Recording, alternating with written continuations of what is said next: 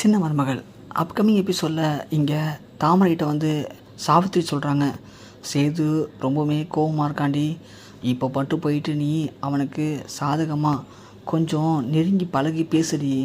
பேசுன அப்படின்னா கொஞ்சம் கொஞ்சமாக அவன் மனசு மாறும். ஏன்னா அவன் மனசில் இப்போது தமிழ்ச்செல்வி இல்லை. தமிழ்ச்செல்வி மேலே அவன் பயங்கர கடுப்பில் இருக்கான்.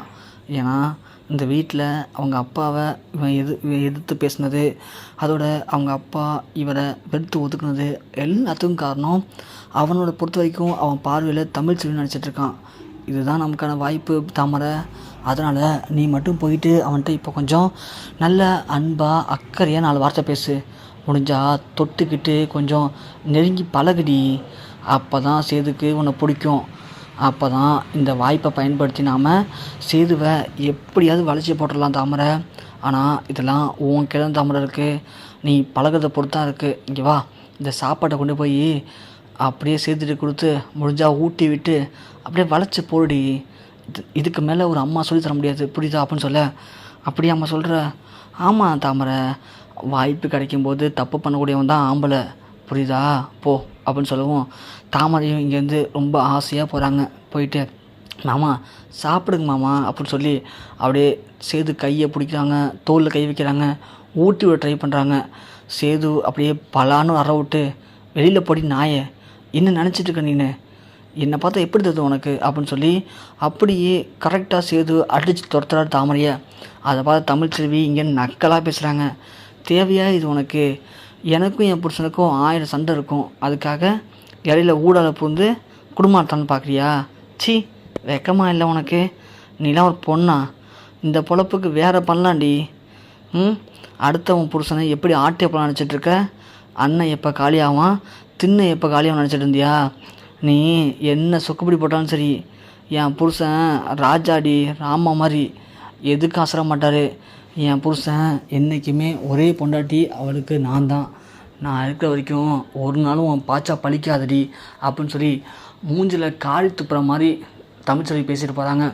அப்பன்னு பார்த்து சாவித்திரி வந்துட்டு, தாமரை என்னாச்சு, நான் சொன்ன மாதிரி ஏதாவது நடந்துச்சா அப்படின்னு கேட்க, மா வாயில் அசிங்கமாக வந்துடுமா, என்னை அடிச்சிட்டாமா சேது, எனக்கு தேவையாம்மா.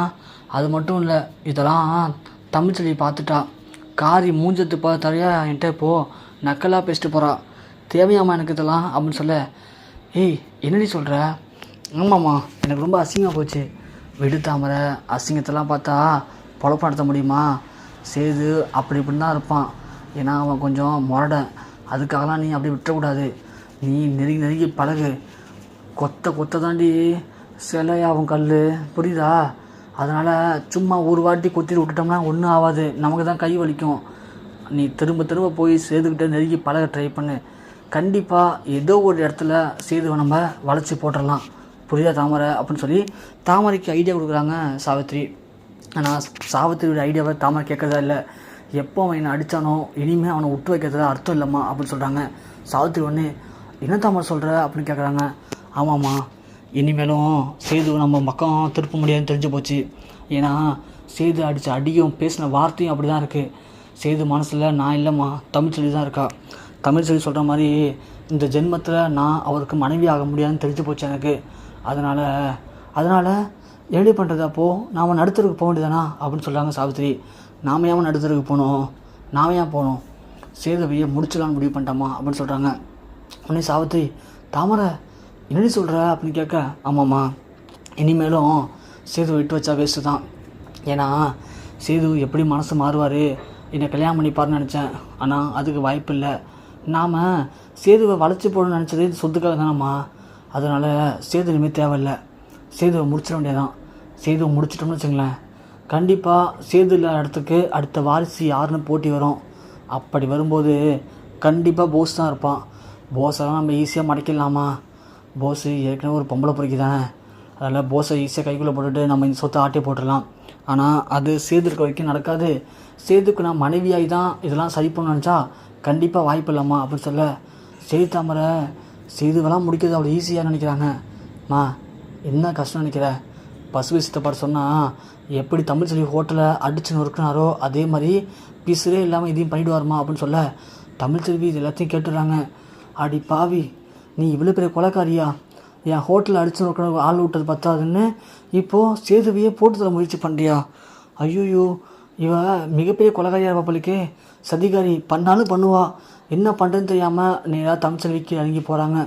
போனது மட்டும் இல்லாமல் விடிஞ்ச உடனே கருப்பை கூப்பிட்டு, அண்ணன் நைட்டு இதெல்லாம் நடந்துச்சுன்னு அப்படின்னு சொல்லவும், கருப்பு உடனே என்னம்மா சொல்கிற, அப்படியா பேசுவான் தாமரை, அவள் மோசமான வச்சம்மா, ஏதாவது பண்ணணும்னு நினப்பாளே அப்படின்னு நினைக்கிறாங்க.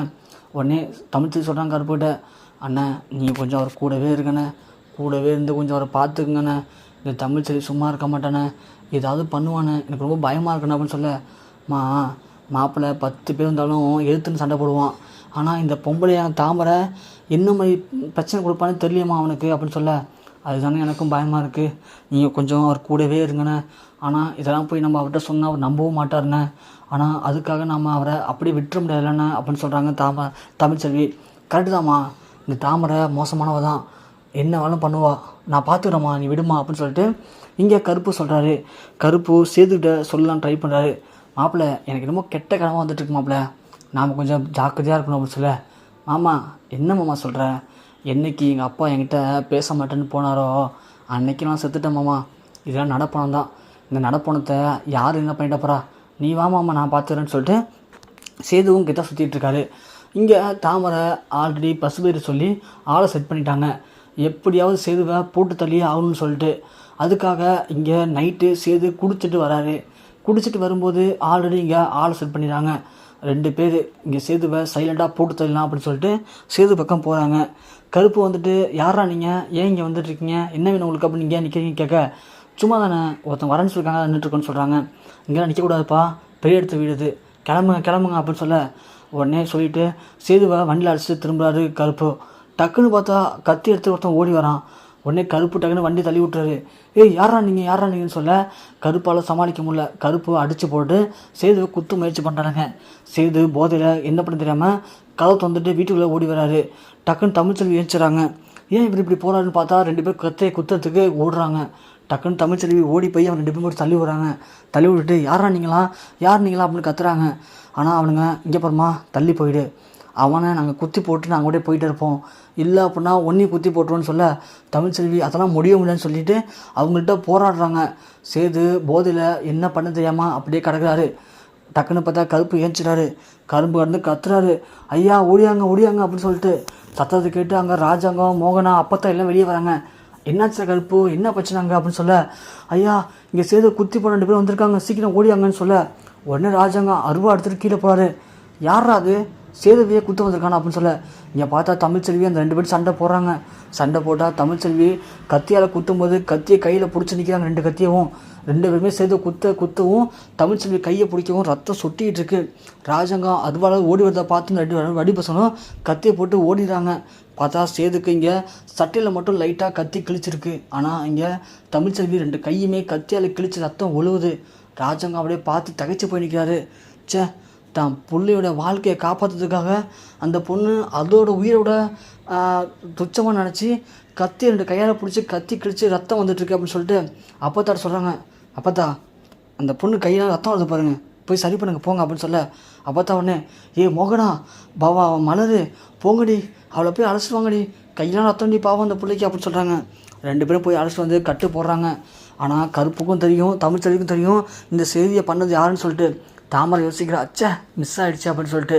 இங்கே தமிழ்ச்செல்வியால் உண்மையை சொல்லவும் முடியல, அவளை ஒன்றுமே பண்ணவும் முடியல.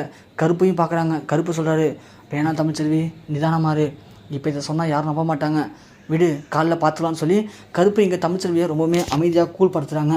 இங்கே ராஜாங்கத்துக்கு தமிழ்ச்செல்வி மேலே லைட்டாக ஒரு நம்பிக்கை வருது. நம்ம பிள்ளைக்கு ஒன்றுனதும் அந்த பிள்ளை அதோட உயிரை கூட மதிக்காமல் இப்படி கத்தி குத்துலாம் வாங்கியிருக்காளே, கண்டிப்பாக இவ நல்ல குடும்பத்துக்கு பொண்ணு தான் அப்படின்னு சொல்லி ராஜாங்கம் புரிஞ்சுக்கிறாரு. இருந்தாலும் இங்கே ராஜாங்கம் அதே சேம் டைமில் சேதுகிட்ட போய் பேசாமல் சேதுவோடைய தலையை மட்டும் தடவி கொடுத்துட்டு, அப்போ தான் கூட வந்து பார்த்துங்க அவனை அப்படின்னு சொல்லிட்டு ரூமுக்கு போயிட்டு ரொம்ப ஃபீல் பண்ணுறாரு மோகனாட்ட.